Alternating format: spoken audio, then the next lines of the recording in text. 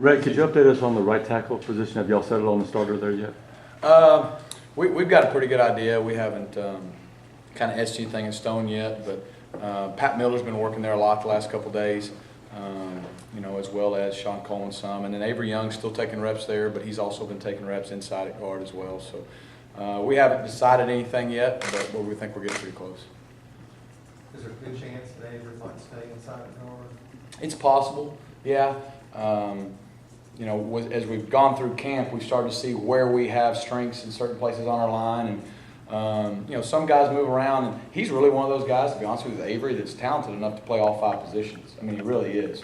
And we think he's going to be a big-time player for us. And so you never know, but you're going to go through the season SEC, you're going to have injuries. So you're going to have to end up mixing and matching. So a lot of that up to this point has been seeing who we can be able to have that can play multiple spots. And probably here in the next day or so, we'll kind of go ahead and settle in and lock him in for the first game. Which guard spot has Avery been playing at? Has he been playing? We've rotated him at both, but he's primarily been on the left side. How about the wide receiver position, Rhett? Update us on the starters there, and who do you think is going to fill in as far as the depth? Yeah, there's still guys like Quan Bray and Jalen Denson. They've been the most consistent. They've been the most steady. Then they should be. They're older guys. They're going to be juniors. They've had a year in our system before, and so they're guys that we're expecting to step up and lead us not only from a leadership role, but from making plays and kind of setting the expectations of how we want people to practice. CJ's another guy who plays a bunch of different positions for us, and he's a guy that plays out there some too and has done a nice job, and a junior. A couple of the younger guys that we're expecting to come on and do big things are Ricardo Lewis, Sammy Coates. I've alluded that Marcus Davis has done some nice things too, and then Trevon Reed as well in the mix. I know CJ's a tight end, but is it possible that he could be a leading receiver for this team? Is that something that, if things go, a certain way, he could do that? It's probably possible. I'll be honest right now, I don't know who our leading receiver is going to be. We've had to be different positions the last couple of years, but he's been one of those guys that has shown himself to be very dependable. We feel like we got a lot of trust in him right now. With Avery, have you decided that he's going to be a starter? It's just a matter of where, or? We haven't made that decision yet, but he's very involved. He'll definitely play. Right, with all these injuries to the defense and now Jonathan Ford moving to the defensive side, how does that change how you look at the running back position as far as down the depth chart? Well, we felt like it was a position we had a little bit of depth right now. We love Rudy. He's going to be a really good player. We feel like his future is very bright. I think he was slated to play on a lot of teams, so we were going to find a way to get him in the mix. But at the end of the day, we got to win, and we got to do what's best for the team. And I know he came to us and said, "Coach, I want to help the team win. I want to win now." And right now, that's what's best for our football team. He's a big-time athlete, So to be able to be young and come in and be able to prove yourself on offense and then go right over and have us think he's got a chance to help us on defense, I think says a lot about his character as a person, his toughness, and his ability. So he volunteered to go to defense? Yeah, I think he knew it was a position of need, and he went to Coach Malzahn and said, "Coach, I want to help the team win." And I think we talked for a little bit. There were some spots over there that maybe we needed some help with from depth perception, and so they decided to make that move. Could you talk about Pat Miller's improvement this fall and what he's shown you on the field? Yeah, I think it's been good. He got a lot of reps in the spring, and he's really come on as fall camps come on. He's a real big, strong guy, so he's really good in the run game. He's gotten much better in his pass protection, so he's been a bright spot in camp for sure. How does just going back to Rudy for a second, if this is temporary, at least until some injuries are cleared up or something like that, I know Tim a couple of weeks ago made it sound like the plan was made it sound like that Peyton Barber was a potential redshirt candidate. Does that change in the short term? Are you trying to hope that you don't have to go to the 4th and 5th running back right now? Well, like I said, we feel like with Trey and with Cameron and with Corey, we got 3 older guys that do a nice job for us that went through spring. I'll tell you this, we were very excited about both Peyton Barber and Jonathan Ford with the camp they've had. We feel like we were right on, if not even our expectations were a little met even more than we thought they would be with those 2.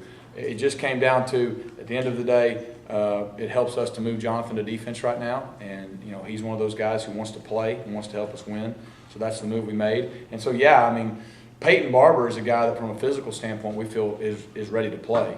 It's just a matter of you're a true freshman. But, when certain moves happen, that will thrust people up quicker than normal. And so he's got to be ready to go. At this point, the 3 older guys are there, but he's got to be on high alert. How much does it help if those 3 older guys are all versatile enough to play both the kind of roles that you need? It gives you a little bit more added depth. I think it does. We've said that since the spring. It's kind of a broken record, but really all 3 of those guys bring something different to the table for us, and I think they all 3 are going to play and probably play a good amount. And so there's some good versatility there, and I think that gives us some depth. What was it like to have Nick second day, second practice as the starter? What was different from yesterday or different from a week ago? I'd say yesterday and today both. You can see that he's kind of taking it and running with it. I mean, as far as just feeling more confident as the leader of the group, and he's stepping up, being more vocal, and realize, hey, this is my team. I'm going to take it and run with it. And I think the guys are responding well to him. And it's been nice to be able to get him all of those reps too the last 2 days, with the first group, because we said that we've got to put him in a position to be successful early. And we feel like the upside is very high, and that each week we should see improvement with him.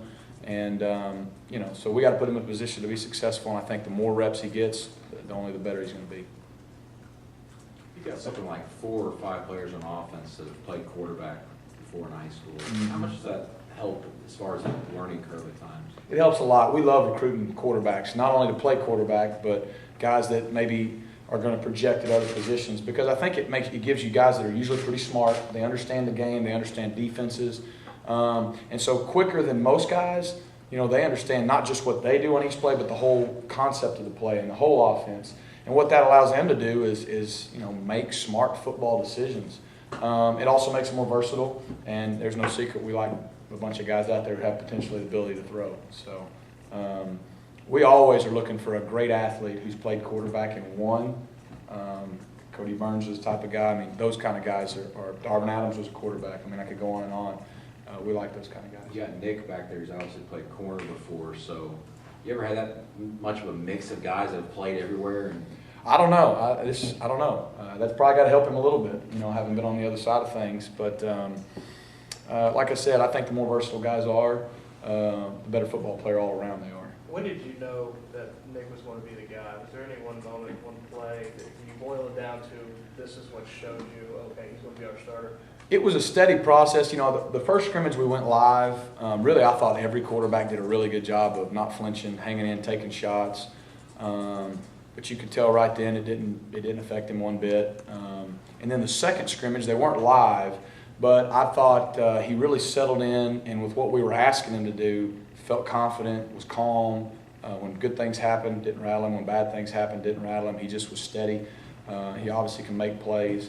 And, so I think after those 2 scrimmages, had a pretty good idea, but it was more just trying to confirm it with more reps and see if he kept getting better or not, and he did. And so, like I said, part of coaching is putting not just him but all of our players in a position to be successful. So, it's up to me and it's up to us as coaches to that first game and second game and so on to give him what he can handle, and I think we'll be able to grow game by game. In those scrimmages, what's the best play that Nick's made? Anything stand out to you? To be honest with you, I mean, you kind of put me on the spot there, but the first thought I have, beside the fact that I think he's protected the ball extremely well, we hadn't had any balls on the ground, I don't think he threw any interceptions in those 2 scrimmages. We had about a 3rd and 14, and we were 4 wides, 1 back. We ran everybody deep. Protection kind of broke down a little bit. Instead of flushing, he hits his check down. Corey Grant, who makes a great play, runs for 16, gets a first down. We convert a 3rd and 14 just because he does his job and doesn't try to do more than he's asked to do. And to me right there, that showed great maturity and that, hey, he's buying in. He's trying to play within the system, do what we ask him to do. He's very coachable. And so that would be one that stands out to me. Let's talk about the offensive line. Even though you're moving some guys around, how much of maturing have you seen out of those guys since the spring? A lot. You can tell that having 15 days in spring, having the whole summer on their own, and now having a couple weeks that they're really starting to gel. Even though we moved some guys around, there's about 7 or 8 that really hang in with that first group. And, there's no secret. Reese Dismukes is our leader, but we expect that group to be the strength of our team, especially early. And, I've been really pleased with the progress they've made with Coach Grimes here in fall camp. Brett, a couple of Nick's former coaches have said that one of the biggest changes they'd like to see him make is not to feel that he has to be the guy on every play, that he doesn't have to force it, that he doesn't have to win the game on every play. How much have you had to try to break him into the fact that he's surrounded with a lot different talent class now, and that he doesn't have to force it? You say he hasn't had as many turnovers, but he just hasn't had to force it to be that guy all the time. Yeah, it's a good question, and you make a good point, and to the point I made earlier when you asked me what my favorite play he had in the 2 scrimmages. I mean, all we want him to do is play within the system and make the right play. We feel like his ability will allow him to make good plays in those scenarios, and then when things do break down, he's going to just naturally make some plays. But you're right, he doesn't have to carry everything. We got a good line. We're going to have good backs. We got some wideouts. They're going to have to step up and make plays for him, and that's the key. Don't feel like you got to do too much. Play within the system, and over time, the system will grow as you feel better with it. And I feel like the athleticism will allow him to make those plays. And I think that sometimes that's a curse when you have a guy with great talent. You know, they sometimes feel maybe if you get behind or in certain situations that they got to do too much. Trust the system. And so far, he's been very coachable, and he's tried to do everything we've asked him to do. Kozan's still running with the ones at left guard? Yeah, Kozan's done a really good job for us. He's a really smart player. He's tough. He's smart. He's tough. I think he's gotten much more athletic. I think his time with Coach Russell has made him much more flexible and athletic. He's been a very solid, steady, bright spot on the offensive line for us. We got a lot of confidence in Alex. And is that a unit that you want to settle on the first team pretty soon now just to get them ready for that opener? Yeah. I mean, I don't know if Coach has any plans for when he wants to announce certain things, but I mean, we feel like I said, those top 6, 7, 8 guys, we feel like we've settled on that, and that's the guys we're rotating and making sure that they all have good cohesion up there up front. And there's some other guys too that are doing good things that we got to have ready. But we kind of know the guys that we're going to be able to go to battle with, and I think they're getting a lot of reps together. It's very early, but what's Washington State's defense look like on film from last year? You know, they're multiple. I think their defense coordinator, they like to be an aggressive defense. They got 9 out of 11 starters back. I think their whole defensive line's back. Both corners are back, although I think they've moved one to safety.